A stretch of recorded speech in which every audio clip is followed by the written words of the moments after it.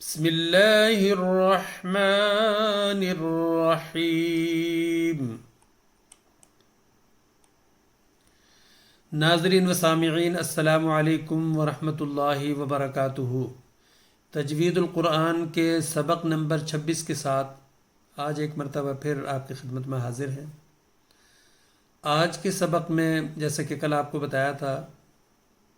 آپ کو تجوید القرآن کے بارے میں یا تجوید کے بارے میں بتایا جائے گا کہ تجوید کسے کہتے ہیں، تجوید کا مطلب کیا ہے، اور وہ کس لیے اس کو ہم سیکھتے ہیں یا اس کا سیکھنا کیوں ضروری ہے، یہ بات آپ کو بتائی جائے گی۔ تو چلیے ہم سبق کی طرف چلتے ہیں۔ اعوذ باللہ من الشیطان الرجیم، بسم اللہ الرحمن الرحیم۔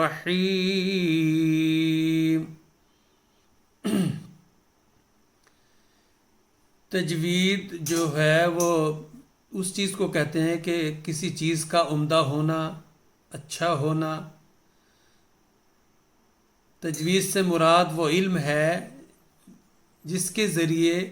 تلاوت قرآن کریم کے دوران ہر حرف کے درست تلفظ اور صحیح مخرج سے اس کی ادائیگی کا طریقہ سیکھا جائے۔ تو تجوید سے مراد وہ علم ہے جس کے ذریعے سے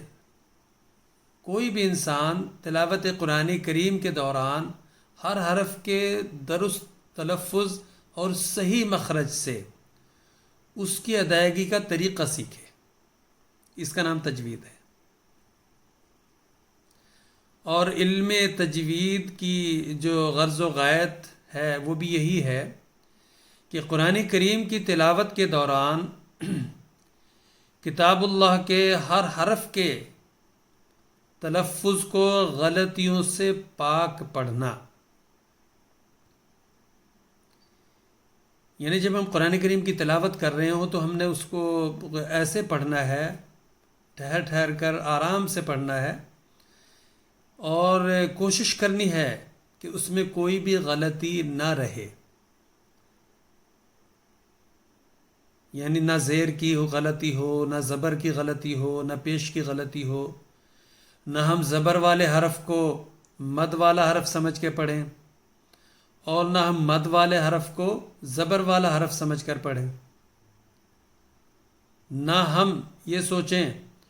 کہ کوئی حرف ساکن ہے، جزم والا حرف ہے، تو اس کو ہم نے کس طریقے سے پڑھنا، اس کو ہم نے 2 بار پڑھنا یا 1 بار پڑھنا، بلکہ ہمیں اس کے بارے میں پوری معلومات ہو، ہمیں پتہ ہو کہ ہم نے اس کو کیسے پڑھنا ہے۔ تو اسی چیز کا نام جو ہے وہ تجوید ہے، کہ اس چیز کو مد نظر رکھتے ہوئے پڑھنا۔ اور خاص طور پر تجوید اسے کہتے ہیں کہ جو تلفظ ہے، جو الفاظ ہیں، جو حروف ہیں، ان کو صحیح رنگ میں ادا کرنا، ان کے بارے میں معلومات ہونا کہ اس کی آواز کیسے نکلتی ہے، یا ان میں جو سملر ہیں، جو ان میں جو اس میں ملتے جلتے حروف ہیں، ایک دوسرے کے ثانی حروف ہیں، ان کو ہم نے کیسے ادا کرنا ہے، کیسے ان میں ہم فرق کریں گے، کہ ہا اور ہا میں کیسے فرق کریں گے، تا اور طا میں ہم کیسے فرق کریں گے، سا سین صاد میں ہم کیسے فرق کریں گے، ذال زا ظا اور ضاد میں ہم کیسے فرق کریں گے، عین اور حمزہ میں ہم کیسے فرق کریں گے۔ تو ان چیزوں کا جو ہے نا علم ہونا، ان کی معلومات حاصل کرنا، ان کو سیکھنا، یہی علم تجوید ہے، اور اس کی غرض و غایت بھی یہی ہے۔ اچھا، اس کی اہمیت کیوں ہے؟ علم تجوید کی اہمیت کیوں ہے؟ وہ اس لیے ہے کہ قرآن کریم میں اللہ تعالیٰ نے خود یہ بات بتائی ہے، خود یہ ارشاد فرمایا ہے۔ اللہ تعالیٰ نے اپنے نبی، اپنے پیارے محبوب حضرت اقدس محمد مصطفیٰ صلی اللہ علیہ وسلم کو فرمایا، اعوذ باللہ من الشیطان الرجیم ورتل القرآن ترتیلا، وَرَتِّلِ الْقُرْآنَ تَرْتِيلًا۔ اس آیت کریمہ میں، اس آیت میں اللہ تعالیٰ نے حضرت صلی اللہ علیہ وسلم کو یہ حکم دیا ہے کہ قرآن کریم کی تلاوت جب کریں آپ تو خوب صاف واضح آواز میں ٹھہر ٹھہر کر اس کو سکون کے ساتھ پڑھا کریں۔ تو مخاطب تو پیارے نبی ہیں صلی اللہ علیہ وسلم، لیکن آپ کے ذریعے سے جو آپ کے امتی ہیں وہ سب کے سب جو ہے نا اس کے مخاطب ہو گئے کہ سب کے لیے حکم ہے کہ سب نے اس کو کوشش کرنی ہے کہ ٹھہر ٹھہر کر پڑھیں اور ترتیب اور ترتیل کے ساتھ پڑھیں، الفاظ کو جو ان کا صحیح حق ہے اس کے مطابق ادائیگی کرنے کی کوشش کریں۔ تو یہی جو ہے وہ اس کا تجوید کا مقصد ہے۔ تجوید کے معنی مطلب یہ ہے کہ اس بنیادی قواعد سیکھ کر ہم قاری نہیں بن سکتے، لیکن یہ ہے کہ قاری ہونا ضروری نہیں ہے۔ قرآن کریم صحیح پڑھنا ہر ایک کے لیے ضروری ہے۔ قرآن کریم کو صحیح پڑھنا ہم سب کے لیے ضروری ہے، وہ صرف جو قراء حضرات ہیں یا حفاظ ہیں ان کے لیے نہیں ہے، سب کے لیے ضروری ہے۔ اس لیے کوشش کرنی چاہیے ہمیں۔ اس کے لیے جماعت میں بہت سارا نظام ہے۔ حضور نے کئی مرتبہ یہ بات بیان فرمائی ہے کہ قرآن کریم جو ہے وہ صحیح رنگ میں پڑھائیں اور کوشش کریں کہ آن لائن بے شک کلاسز لگوائیں یا کچھ بھی کریں کہ اپنے لوگ جو ہے نا وہ پڑھانے والے ہوں،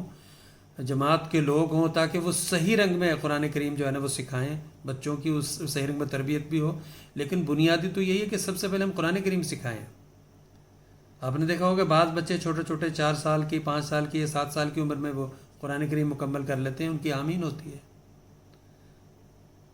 تو وہ کس لیے سب سے پہلا، چونکہ قرآن کریم پڑھنے سے ہمیں برکات ملتی ہیں، اور ہمارے لیے فرض بھی ہے کہ قرآن کریم کو اللہ تعالیٰ کا کلام ہے، اس کو ہم نے پڑھنا ہے تاکہ ہم اس کا دور کر سکیں، اس کا ورد کر سکیں ہم۔ تو ضروری ہے کہ جب ہم بچوں کو بھی پڑھائیں اس میں بھی ہم اس بات کا دھیان رکھیں، خاص طور پر خیال رکھیں کہ ہم نے بچوں کو صحیح تلفظ کے ساتھ پڑھانا ہے، چونکہ آج کے زمانے میں اللہ تعالیٰ کے فضل سے اتنے اچھے اچھے ذرائع موجود ہیں قرآن کریم سیکھنے کے، سکھانے کے، کہ اب وہ زمانہ نہیں ہے کہ اگر ہمارے پاس ایک معلم نہیں ہے یا کوئی مربی نہیں ہے تو ہم قرآن کریم صحیح رنگ میں نہیں سیکھ سکتے۔ کیوں کہ کوئی پڑھانے والا نہیں ہے۔ آج اللہ تعالیٰ کے فضل سے آپ گھر بیٹھے قرآن کریم سیکھ سکتے ہیں، بیٹھے MTA کے ذریعے سے بھی ہم سیکھ سکتے ہیں۔ اور اس کے علاوہ جماعت میں ایسا سسٹم موجود ہے کہ آن لائن جماعت کی طرف سے کلاسز کا نظام موجود ہے، کلاس کا سسٹم موجود ہے۔ مختلف ممالک میں یہ نظام چل رہا ہے حضور کی اپنا اجازت سے، منظوری سے۔ تو اس لیے ضروری ہے۔ تو اسی سلسلے میں جو ہے نا یہ اپنا تاکہ جو دوست نہیں استفادہ کر سکتے یا جن کو جو کوشش کرنا چاہتے ہیں یا ان کو اس قسم کا مواد نہیں ملتا، تو اس لیے خاک صاحب نے یہ اپنا کوشش کی ہے، خاک صاحب کی بیٹی کی اپنا وہ درخواست پر، تو یہ جو ہے نا اس کی جو اس کا چینل ہے اس پہ یہ ویڈیوز جو ہے نا ڈالی جا رہی ہیں تاکہ احباب جو ہے نا اس سے استفادہ کریں اور قرآن کریم کو صحیح رنگ میں پڑھنے کی کوشش کریں۔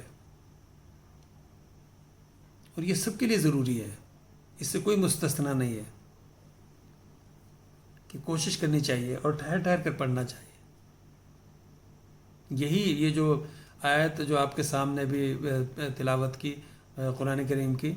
یہ ورتل القرآن ترتیلا، اس آیت میں یہی اللہ تعالیٰ نے بتایا کہ ٹھہر ٹھہر کر پڑھا کریں، سکون کے ساتھ پڑھیں اور تلفظ کے ساتھ پڑھیں۔ تو یہ ضروری ہے، ہمارے لیے سب کے لیے ضروری ہے۔ تو آج کا جو سبق ہے یہ اس کا حصہ تھا، یہ جو خاک صاحب نے آپ کو یہ باتیں بتائی ہیں۔ تو کل سے انشاءاللہ آپ کو جو ہے نا وہ قواعد جو ہے نا وہ بتائے جائیں گے۔ تو آج کے سبق میں ایک جو باتیں ہیں، ایک تو یہ تھا ایک حصہ، دوسرا حصہ جو ایک اور ہے اس کا، وہ قواعد کے حوالے سے وہ خاک صاحب آپ کو بتانا چاہتا ہے تاکہ آپ کو جو ہے نا اس کے بارے میں بھی یہ آپ کے علم میں یہ بات آ جائے کیا باتیں بتانی ہیں۔ یعنی شروعات جو قواعد کی ہوتی ہے بنیادی جو قواعد ہیں، بہت سارے قواعد ہیں تجوید کے، لیکن جو بنیادی ہیں، جو بیسک جسے ہم کہتے ہیں، ان کو اگر ہم نے سیکھنا ہے تو وہ یہ جو حروف آپ کے سامنے آ رہے ہیں، اس کے لیے ضروری ہے ہمارے لیے کہ نون ساکن، یعنی جس نون پر زبر زیر پیش میں سے کوئی حرکت نہ ہو، نہ زبر ہو، نہ پیش ہو، نہ زیر ہو، کچھ بھی نہ ہو اس کے اوپر،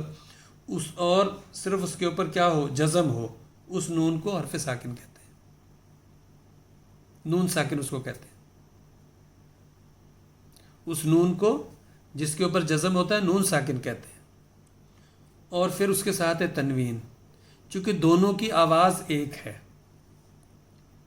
اب یہ دیکھیں یہاں جو یہ مثال دی گئی ہے، یہ ہے دن، یہ دن ہے، دال نون زبر دن، دال نون زبر دن، دال دو زبر دن، یعنی دونوں کی آواز ایک ہے۔ اگر نون یہ تنوین کے نون ساکن کہیں آ گیا تب بھی یہی آواز آئے گی، اور اگر اس طرح دو زبر یا دو زیر یا دو پیش آ گئے تب بھی یہی مثال آئے گی۔ دیکھیں یہ زبر کی مثال ہے، یہ یہاں زیر کی مثال دے دی ہے دونوں میں، یہ پیش کی مثال ہے، یہ مختلف حروف کی مثال ہے۔ تو قواعد جو ہیں ابتدائی، اس میں یہ تنوین اور نون ساکن بار بار آئے گا، یعنی جو ابتدائی جو قواعد آپ کو بتائے جائیں گے ان میں شروعات ہوگی قاعدہ اظہار کا قاعدہ، یعنی اظہار کسے کہتے ہیں اور اس کا پڑھنے کا کیا طریقہ ہے، اظہار کا اس کے کتنے حروف ہیں، وہ انشاءاللہ کل آپ کو جو ہے نا اس کے بارے میں بتایا جائے گا۔ اظہار کا قاعدہ بتایا جائے گا، اس کے بعد پھر آپ کو ادغام کا بتایا جائے گا، یعنی جو ادغام ملنے والا جو قاعدہ ہے وہ جسے مرجر بھی کہہ سکتے ہیں، مرج ہوتا ہے کسی میں۔ اس کے بعد پھر اقلاب کا قاعدہ بتایا جائے گا، اس کے بعد پھر آپ کو اخفا کا قاعدہ بتایا جائے گا، اور پھر اس کے ساتھ ساتھ چند اور قواعد جو ہے نا آپ کو بتائے جائیں گے، لیکن بنیادی، کیونکہ مقصد یہ نہیں ہے کہ یہاں کوئی اپنا علمیت جھاڑنا یا یہ بتانا کہ جی یہ بھی ہے، تو ایسا نہیں ہے۔ صرف یہ ہے کہ مقصد یہ ہے کہ عوام الناس وہ قرآن کریم کو صحیح رنگ میں پڑھنا سیکھ لے، بچے بھی، بڑے بھی، خواتین بھی، وہ سب قرآن کریم کو یہ باتیں سن کے تو سیکھ لیں، اس سے استفادہ کرنے کی کوشش کریں۔ اور اس لیے آج خاکسار نے آج کے سبق کے لیے یہ جو آپ کو جو ابھی میں نے یہ جو عبارت لکھی ہوئی، یہ میں نے خود ٹائپ کر کے آپ کے پاس یہ اپنا اسکرین پہ آپ کی میں دکھا رہا ہوں، یہ اس لیے لکھ کے لایا تھا آپ کے لیے کہ تاکہ آپ یہ مستقل طور پر جو ہے نا اس پر رہے ویڈیو میں۔ اگر میں زبانی بتاؤں گا تو زبانی پھر کئی بار سمجھ نہیں آتی، تو اس کو آپ پڑھ سکتے ہیں۔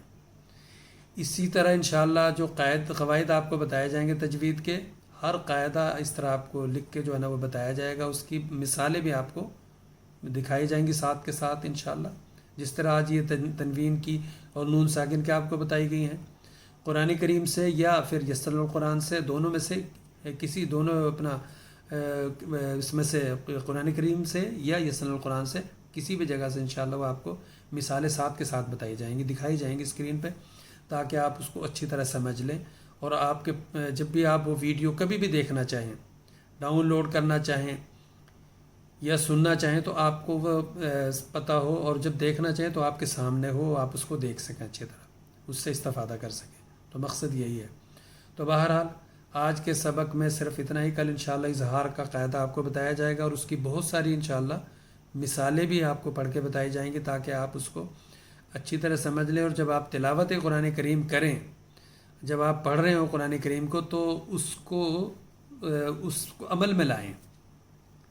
چونکہ مقصد یہی ہے، صرف سننے سے یا دیکھنے سے تو کوئی فائدہ نہیں ہے۔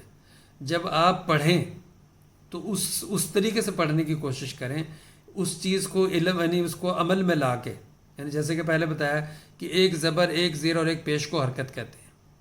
حرکت والے حرف کو ہم متحرک کہتے ہیں، اور متحرک حرف جو ہے وہ کبھی کھینچا نہیں جاتا، جیسے کہ ذہب، احد،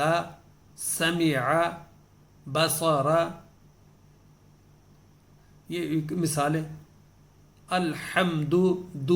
دو جو ہے دال کے میں جو ہے نا حرکت ہے، تو یہ کھینچا نہیں جاتا.